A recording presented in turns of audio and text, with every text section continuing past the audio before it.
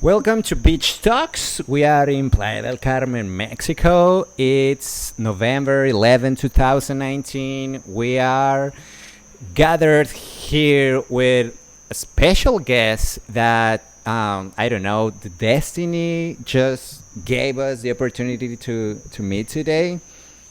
Uh, well, I'm here again with my wife, Pamela.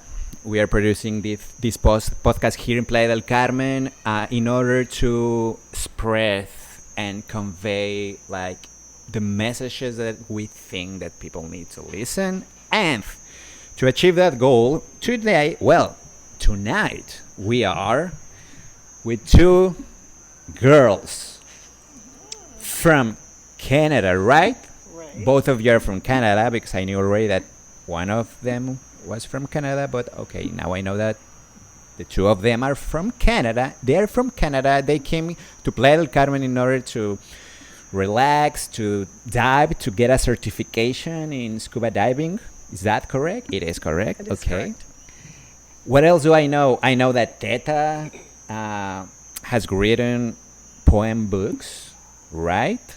Yes, I have. Correct. What else do I know? I know that, I mean, she's a cool person to talk with because I talked with her the other day for 2 hours, more or less.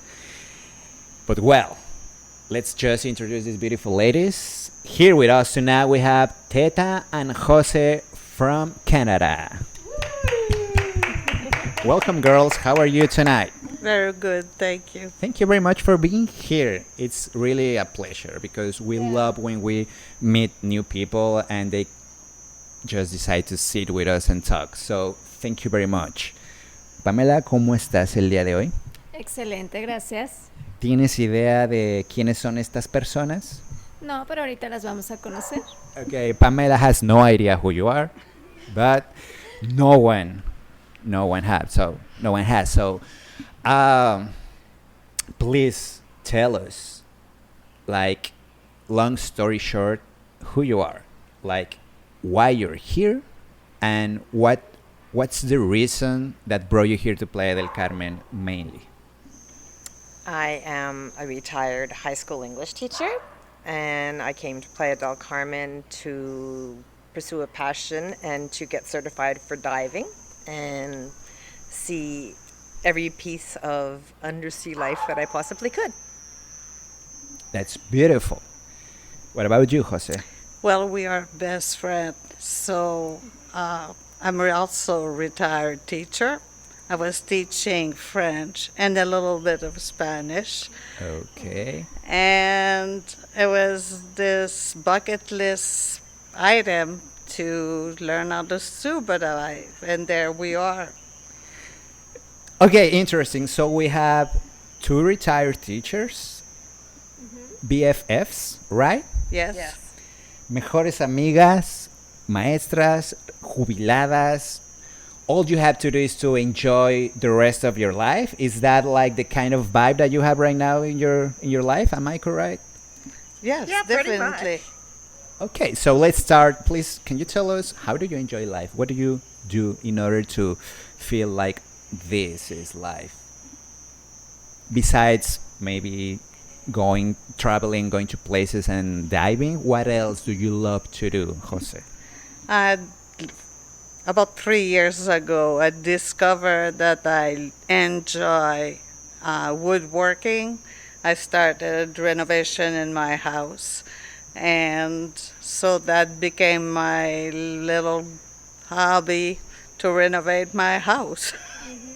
Just about done. And how does it look now? Beautiful. Do you like it? Love it.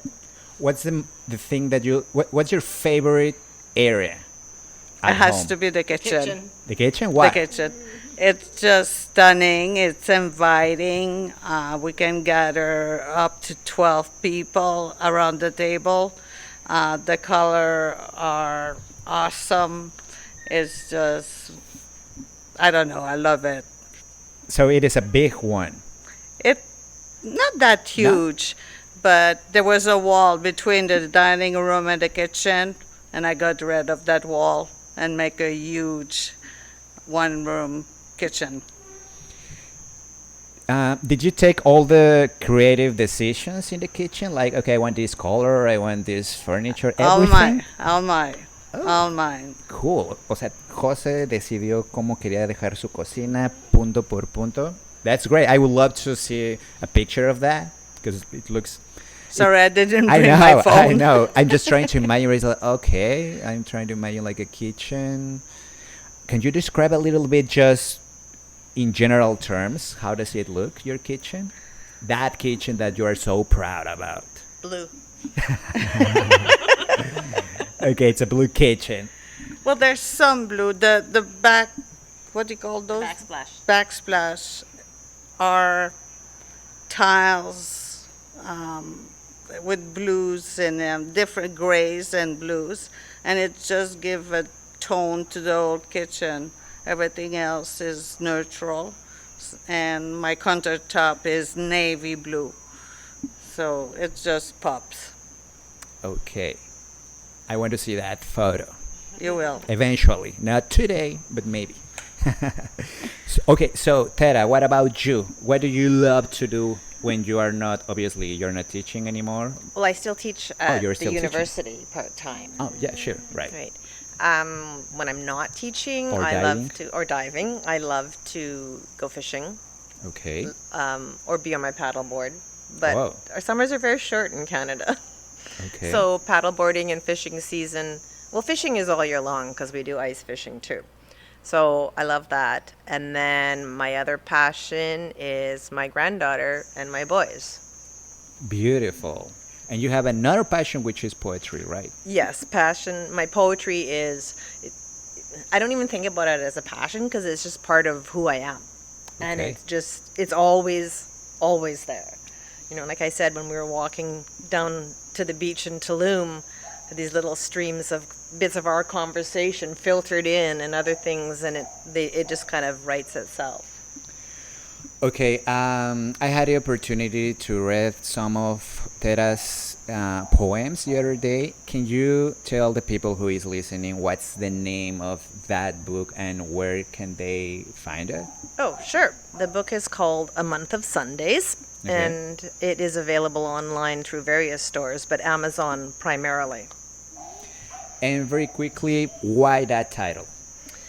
I picked that title because Sunday was always my day of solace and solitude, and I thought that nothing would be better for everyone in the world to experience that every day, like a month of Sundays, and that peacefulness and that calm and tranquility over and over. That sounds really interesting. ¿Qué harías si tuvieras un mes de puros domingos? What would you do with a month full of Sundays? Terminaría de leer todos los libros que tengo pendientes. Meditaría, nadaría diario, implementaría más rutinas. That's a very cool question because that's the kind of question that we are going to make you tonight. So, what will I do with a month full of Sundays? I will read a lot. I will try to play the piano as much as possible. I think at least twice a day.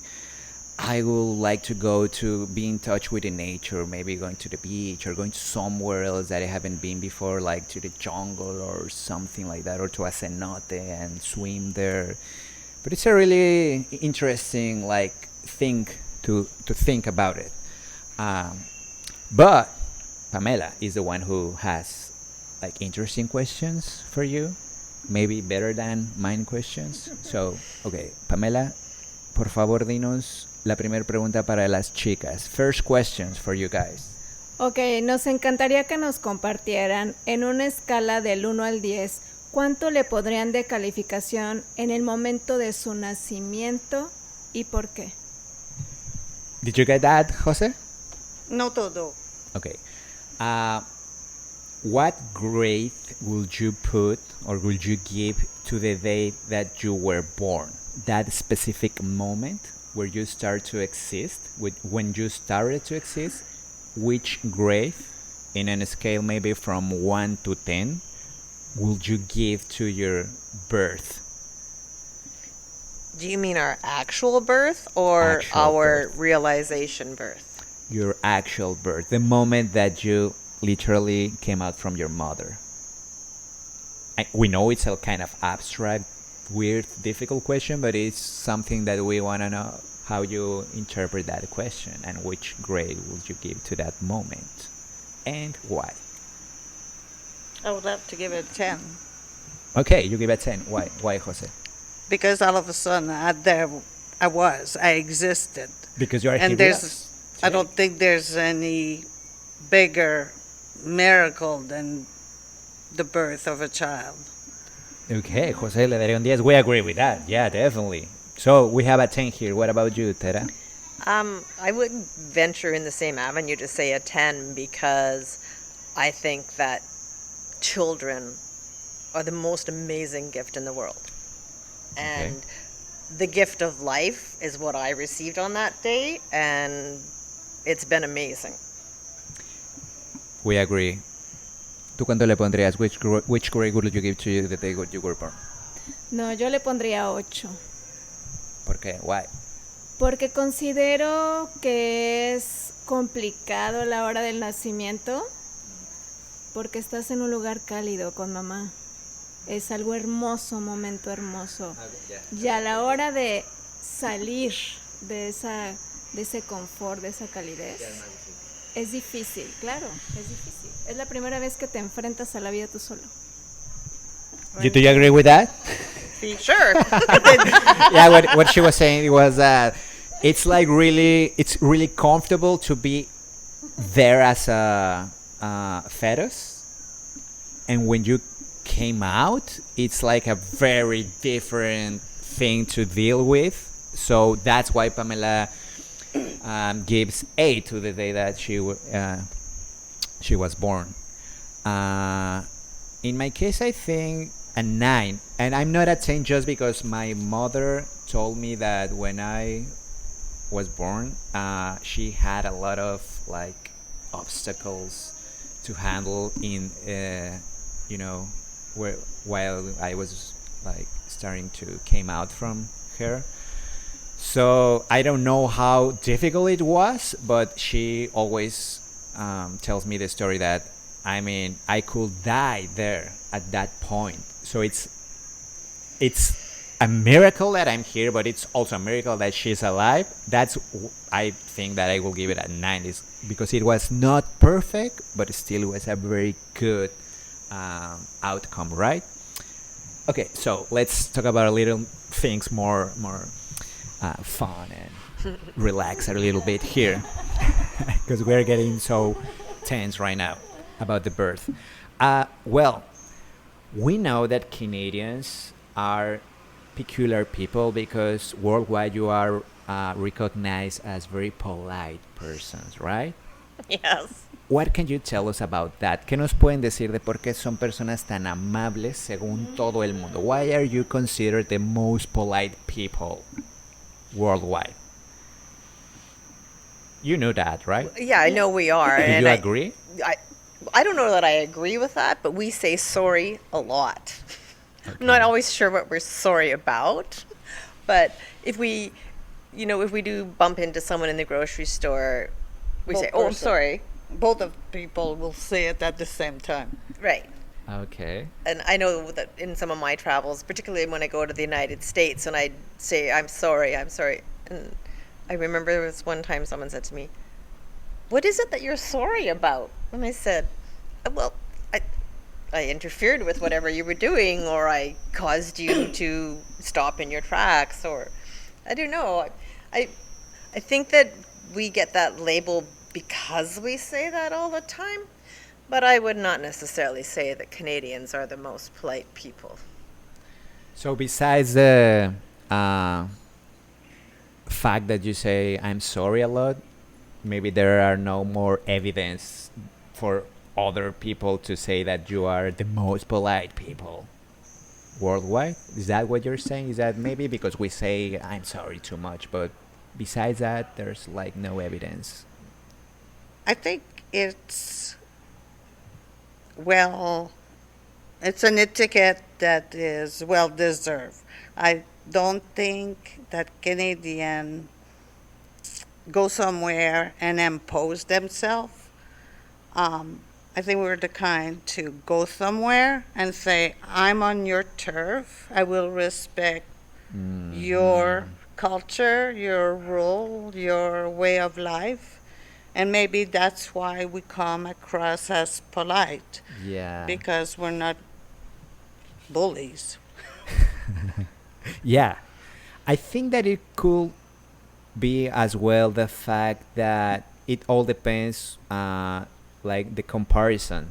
Because if you compare Canadians with Americans, obviously Canadians, for us, at least for Mexicans, you are so polite. Because Americans, it's not that they are not polite. It's just that it's a different behavior. And we can tell that Canadians have a very specific way of interacting, like the way that they say hi to you, the way that they listen to you when you're talking, the fact that you say, "Oh, I'm sorry," because you know that it's polite. We say sorry as well a lot, but maybe not that much. But we understand that fact, so it's interesting. ¿Alguna vez has conocido a un canadiense muy educado? Todos los que he conocido han sido muy, muy educados. So every single Canadian that Pamela has known has been a very polite person, and in my case, it has been the same. So, congrats! You are very polite for everyone else. Do you have another question, honey? Claro que Okay. sí. Nos gustaría que nos compartieran cuál consideran que ha sido su mejor momento en este viaje. Can you tell us what has been your best moment in this trip? Es importante que mencione que sea un momento que nunca se les va a olvidar a las dos. Okay, what has been the moment that you won't ever forget in this trip? What's like the top of the memories that you have had in this trip? For me, I guess it would have to be the first dive in Cozumel.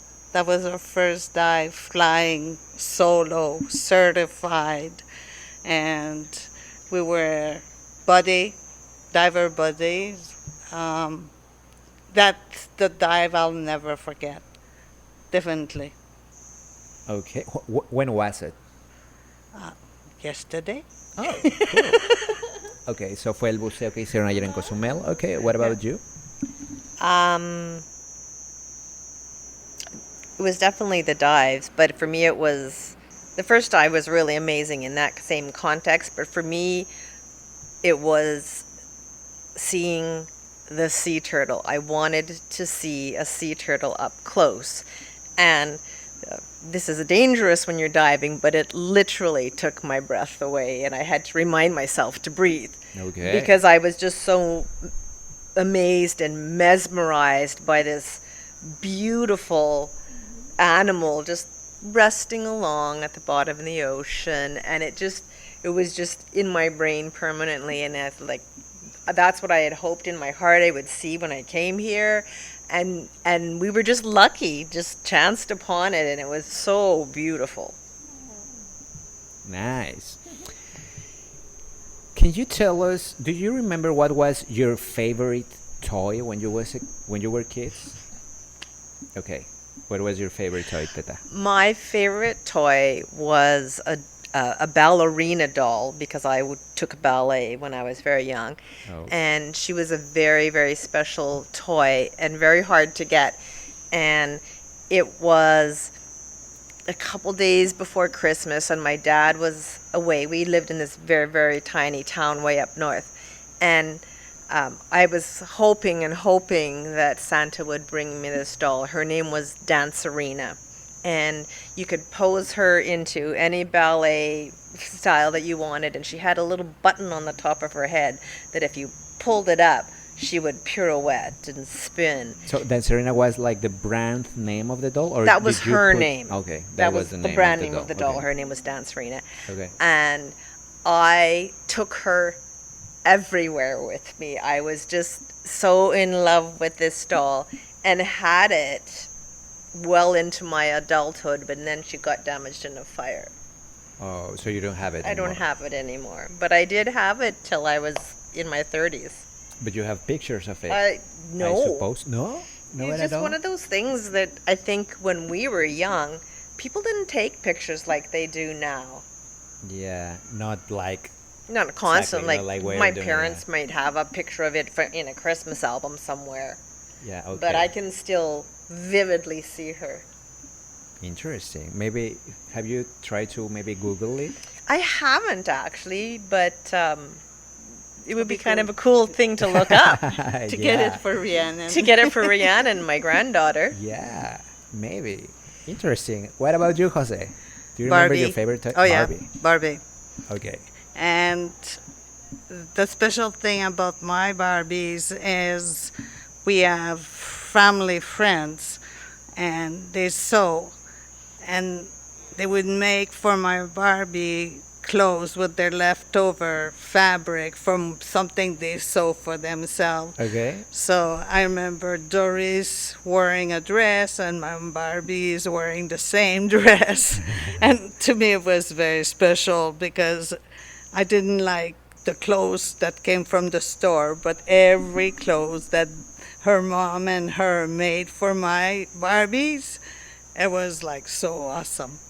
Yeah, it was like particular tailor for your Barbie, Yeah. something like that, right? Yeah, So and you- it was like I love Doris. I don't know why, what she has. I was very young and I adore her, and she probably 10 years older than me. And for some reason, I just like she was magical to me. And to have my Barbie wearing the same dress as she was wearing was like too cool. That's really cool. Does that Barbie still exist or no? I don't think so. No, I don't think they survive all the moves. Have you seen these Toy Story movies? Yes, I did. Just imagine that Barbie just having a lot of clothes, and what will she do? Like, oh, look at me! I have like a new dress today. Oh yeah, that's what my Bible said. It will be really fun. Okay, and what about? Did you have like a particular nickname, like how people called you when you were kids, like a specific kind of fun? Oh, it's not very thing, fun. or Just I don't know how your Jojo. family called you when you were a Jojo. kid. How? Jojo. Jojo? Because my name in French is pronounced Jose. Jose, so it was Jojo. So Jojo. Do you know what a Jojo means in Spanish? No. Okay, Jojo is a Mexican toy. So have you ever seen this round? Oh, the wood- yo-yo. The yo-yo, yeah. It's a yo-yo. For us, that's yo-yo. Oh yeah, makes sense. Yeah. Okay, so that's how they called you, Yeah. yo-yo. Okay, did you like it? Or it was like, oh, don't call me like that, please. No, that was fun. Okay, it's fun because I was called when I was a kid, Jujo. Oh. Not Jojo, but Jujo with a U. Jujo. Why? It has no sense. It's just something that my parents came out like Jujo. I don't know. Maybe that's how I said my name when I was so little because I'm Arturo. So maybe I just say Jujo as a baby or something like that, and I don't know. But it was really fun, and they still call me like that, like Jujo. And it's really funny. And what about you, Teta? Well, actually, Teta is my nickname, Oh, so and that my breaking news for my everyone sister listening. gave that to me because she couldn't say my name when she Okay. was little. She's about a year and a half older than me. My real name is Melita. Okay, say that again. Melita? Melita. Yes. Melita. Yes. Oh, okay. And so she called me Ita, and then my parents called me Tita. Tita. Okay, Melita. Nah, I don't remember ever listened that name before. Melita. ¿Alguna vez has escuchado ese nombre? Melita? You know. Melita. Cool. Okay. Because I have met a lot of people with a lot of different peculiar names. That's why I suppose that it could be your name. Right. Tita. Well, it kind of is my name because it's the only name I've ever used. All my legal documents say Melita, Okay. but very few people know that's my name besides my family, my ex-husbands, my children, And now and my real close everyone friends. And around now the world knows that your name is... Yeah, Don't worry, but if because you I'm going to notice- use like a beep sound when it... So my name is beep. Yeah, but And it, there's it, a it doesn't beep. matter to me. My father picked my name, and it's very special. But my Yeah. book says Teta. So don't worry, because when you get like a so famous and your book like is a bestseller, we're just gonna try to beep that part so nobody knows your real name. Don't worry, you're safe with us. Do you have another question, Pamela? Okay, let's go with another question. Nos gustaría que nos compartieran cuál ha sido su momento más vergonzoso de su infancia. Did you get that, Jose? Jojo? No entiendo vergonzoso. Vergonzoso. What was your most ashamed moment? Like the most of the list. Okay, we were living in the second floor, and it's winter. I'm dressed. I'm probably 6 years old, and I'm dressed with the full-on snowsuit, and I need to go to the bathroom, and I want to go by the front door because I really, really, really need to go. Okay. And my Wait a sec, because I have a question, just to give it context. Because it's not the same if you were maybe 10 years old or you were 30 years old. So, can you tell us how old were you? yeah, I in was this? about 6, About 6. Okay. Yeah. So you were 6 years old. 6, 7, something 6, like 7, that. okay. And my sister wouldn't let me in the front door. She kept saying, "Mom says you have to use the back door. Okay. Because you're full of snow. You're wet. Your shoes are wet." And I peed my pants. Oh. And how does that make you feel? How did that make you feel? At that moment, Yeah. I was so mad at my sister. And what did you do? I probably yelled at her, or I don't know what I did, but I know I was mad at her. And she's what, 6 years older than me. And she was doing the mom left her in charge, and so she's the little boss. And what did your mother say? I don't remember at all what my mom said. I don't know. I just remember that moment. Oh, well. ¿Regañaron a su hermano? Did your sister get another kind of punishment for that? I don't know. No me acuerdo. No, no lo sabemos. Okay. Well, thanks for sharing that. What about you, Teta? I guess it's the difference between the most shameful moment or embarrassing moment. So Okay. let's go with embarrassing, because shameful is. can share both if you want. No, shameful is kind of private. Shame is a thing that each of us has to deal with on our own. Okay. But Embarrassing. embarrassing. Again, I think it's a whole sister thing. I don't know. I think I was about 14, and my sister and I were just at home hanging out, playing around, and she started tickling me. Okay. And I told her, "Stop tickling me. I have to pee."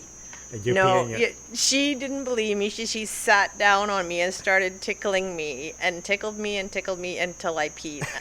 And then she was so shocked and so mad at me. And I said, "I told you I had to pee."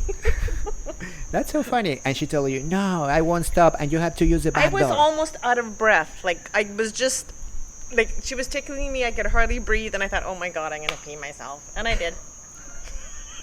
I hated her. Okay, well, I mean, my story is another one about peeing. So, Seems to be a common theme. yeah, I was maybe 10 years old. I was in class. I went to a Catholic school, so we were in a little church in the school when we were praying, I suppose, something like that. And I had to go to the bathroom, but I didn't know what to do. At that moment, it was like, I don't know if I'm allowed to just stand up and leave and go to the bathroom. I don't know. Okay, I can wait. So I had to pee, but I didn't want to move because I didn't want to be observed by everyone. Like, so you know, the story tells itself. So I just beat myself there in the at God's house, I suppose we can put it like that. So it was really fue una vergüenza hacerme bien la casa de Dios. So yeah, it was really, I don't know, something that it was funny later. Yeah. But at that moment it was Not so like, much oh, then. actually it was like, fuck. I mean, this is like the most embarrassing place to this to happen to me right now, because there was no way to hide, obviously. Okay, what about you, Pamela? Do you want to share your moment with us? Sí. Tenía 17 años, era mi primera cita y yo en ese entonces bailaba hawaiano. Entonces estábamos con mi prima. I'm gonna start translating. So, she had 17 years old. She was Mi primera cita, her first date y clase de hawaiano, tomaba clases de and she was hawaiano. taking Hawaiian dancing classes, dancing lessons. Comencé a bailar frente a él porque mi prima le dijo que bailaba muy bonito y se me rompió el pantalón. Oh, So she was dancing in front of that date, and the pants, there eran pantalones. Pantalones. So the jeans or pants just. Y And fue justo cuando le daba la espalda. so she was giving her back to him when that happened. So it was something like, you know, Full moon. full moon, yeah. ¿Y qué pasó después? What happened next? Pues me tuve que amarrar una sudadera, pero me daba frío. She was cold, obviously. Yeah. If I were that guy, I would just start clapping, I guess. Like, I was "Oh, wondering if you that got a second was date." amazing." Did you have a second date? ¿Tuviste una segunda cita? Sí. Obviously, it was like, oh, yeah, I want another date. Yeah, it's really funny. 'Cause I just remember that in our first date, I wasn't wearing underwear. Don't ask me why, because that's another story. But it's just like a funny thing because I was thinking like, I know that she won't realize, but it's weird to being here in a first day with something that I really like without underwear. But the reason was that I went to the gym earlier and I didn't took my underwear with me, so I rather to not wear underwear than wearing something that was maybe Sweaty. sweaty and stinks, and. But it was funny later, like, oh, by the way, I wasn't wearing underwear that day. Okay, I have a question before another question from Pamela, which is, how did you meet, guys? Please, what's the story behind your friendship? I want to know. And by your laughing, I suppose that is something really funny. So, no? it wasn't funny. Oh, it is not? We couldn't. Well, it is stand- now. It now is we not. laugh about it, but we couldn't stand each other. Okay, can you describe that moment? How have you met? When I met her, I thought she was bushy and bossy, and I was like, who the hell does she think she is? Okay, how old were you in that 29? moment? It was 28 years ago. So, Okay. that, In my defense, I was hired to be the department head of the English people at that school. So, and I was very new to that. I'd only been teaching for 5 years. Right. 'Cause you were So working in the same school. I had just come to the school where Jose was. Okay. And I'm very new to that kind of a leadership position, and kind of probably was a little bit bossy, but I was really annoyed by this obnoxious French chick in the staff room who wouldn't speak English when I was there. So we didn't like each other, and then our principal decided we should work together on a committee. And that was it. What do you have to say in your defense, Jose? oh, she's right. She described me to a T. It's just what happened there. Oh, yeah. Okay. And then we became best friend, and I'm even the godmother of her oldest son. So I'm kind of a sister She's a family adopted. member. And what happened that changed your mind? I think we just started working together and realized that we actually got along and had a lot of, not necessarily similarities, but complemented each other. And we still do. We have this really crazy balance in our lives, and we think the same way about a lot of things, and we think totally opposite about a lot of things, but it doesn't matter. It's you kind of get to a point where, I mean, we've been through marriages and divorces and births and deaths and just everything that family goes through together, and at some point that division between friends and family disappears. And I don't know, I just, we had a couple of years where we were both dealing with things in our lives, but just always knew the other person was just over there. And then coming into retirement, made sure that being friends and maintaining our friendship was a priority, just because of everything we've been through together. And we don't fight ever, No. and we laugh every day. So you haven't had a fight at all Never. in this, Never. like, how many years? 28. 28 years? yeah. Come on. No. No well, once? well, no fights, but little. Arguments. No, not even that. Okay, no. No, just little funny things, like when I was pregnant with my son, I was very irritable. Yes. and Jose's accent drove me insane for whatever reason. And she would talk this, I remember this one day. We both remember this one day. She was talking about Let me just turn Sorry. a little bit the mic. Okay. She was talking about the hair in her tires and the airs on her head. And I ripped a strip off her and I said, "It's air in your tires and hair, one, on your head. They are not hairs." And I think that's the only crosswords we've ever had. But she was doing it up 2 years. And so it's really funny because it has to do with something like about what you were doing for a living, like something about words and But like, it's her accent. It's the Yeah. French accent. And- But I teach French, so my English and who cares? Except for except me. That's lovely. Imagínate 28 años de ser amigas y nunca se pelean. Nunca. Okay, so Pamela's sister lives here as well. So she's our neighbor. If I say that they fight maybe 3 times a week, that's being very... Yeah, Right. sisters are different.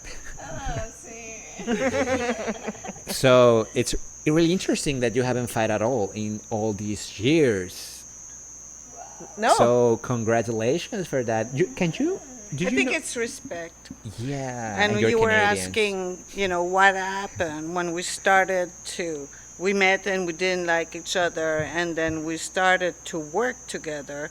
I think you discovered a person, and I'm looking at her and said, well, she knows what she's talking about, and her idea are pretty good, and it makes sense. And I think it all came from developing respect, and then the friendship came. We started as colleague, and then friend.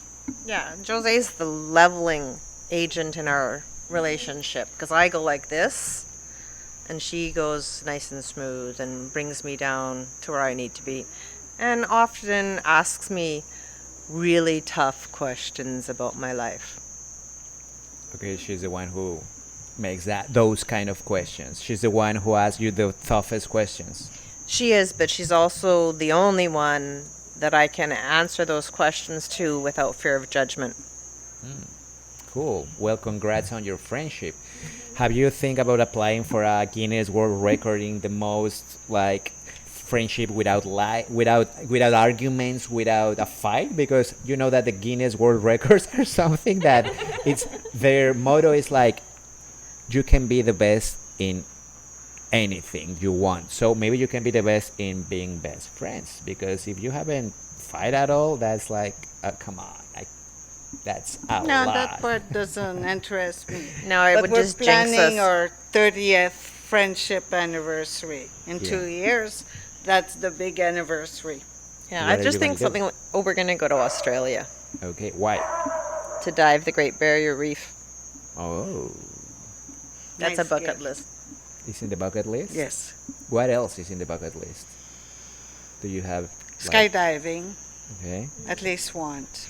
I would Okay. like to do it. Which things have you done on your bucket list besides diving? I learned Spanish. Okay. I travel with a backpack on my own through Cuba and Costa Rica. Mm-hmm. Um, so that's one thing. You wrote a book? Oh, yeah. I had my second book published. Okay, that was on your bucket list. Right. Okay, what else is on your bucket list? I don't know because I don't necessarily have a bucket list the way a lot of people have a bucket list. So it's like a work in process Yeah, bucket list. it's kind of like I guess my bucket list is to try to live the best life that I can and just see what comes my way. It's like the diving. It wasn't necessarily like on that list for years. It was just about a year or so ago. I thought, hey, it'd be kind of cool to to learn how to scuba dive or whatever. Yeah. Learning how to paddleboard was up there, and I did that. So it's not so much a bucket list for me as it is seeing opportunities and then deciding that I want to pursue them. Cool. Okay, well, Pamela, do you have another question? ¿Sí? Cada viaje es un aprendizaje nuevo. ¿Qué aprendieron en este viaje? What did you learn in this trip? If you, I don't know if I learned it or I just confirm. I had mishaps with my sinuses, and I couldn't get certified the day I thought I was gonna to, and to find the confidence to get back in the water, not knowing if my head was going to explode like it did before. Was that difficult? That was, yes, Were you because I was scared? very anxious. Okay. It was very painful and it was scary. I didn't know what was going on. So even though I was going into this prepare for, okay, if it happened, I can probably control my reaction to it. But I was nervous that it was going to happen again. And the fact that I went back in the water and did it and came out after my dive and no pain, that was like, okay, so if you fail, then try again. So, yeah, I can do this. Nice. There was a great learning there. Okay, and what about you, Teta? I learned probably more about the Mexican people and how gracious they seem to be and Okay. how they just kind of go with the flow and accept the things that are and the simplicity of the life here that is just so amazing to me. And it's like to leave it's definitely, as I watched Playa del Carmen grow in the last 10 years since I was here, or 20 years since I was here, just to see how much technology and progress there is, but how much I loved to be out in like the smaller places like in Tulum, and how slow and how unrushed life is, and how the days just, it's not about drifting by, but time seems to have a different perspective. And I think it's because everyone takes the time to breathe. And People were so friendly, and even with the minute amount of Spanish that I have, no matter what I tried to say or do, everybody just seemed so appreciative of being here and having what they have. And I fell in love with the country again, and I've learned that I want to live here. Cool.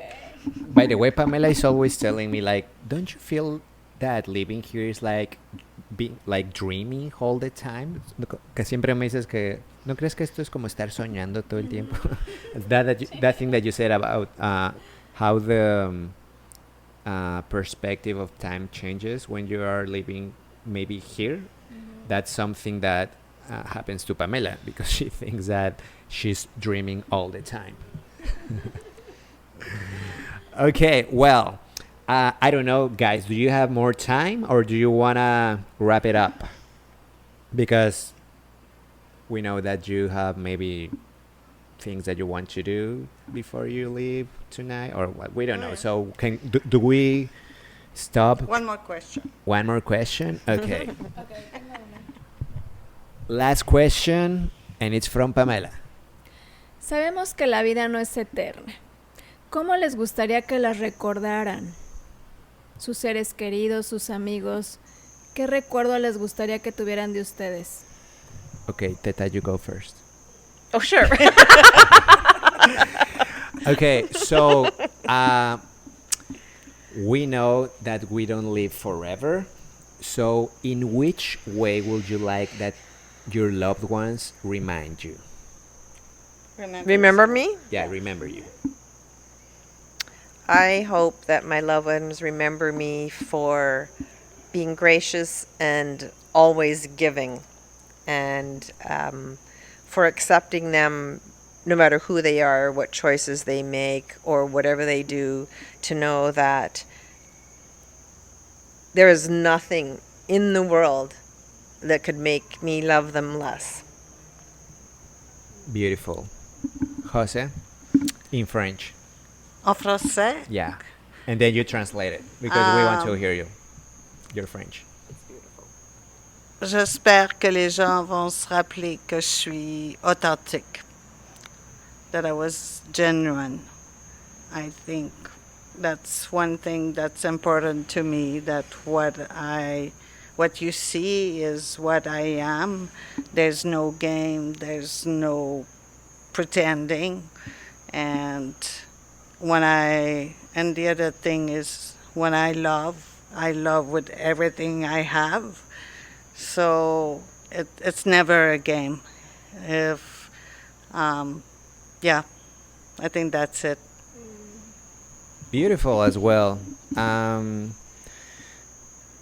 want to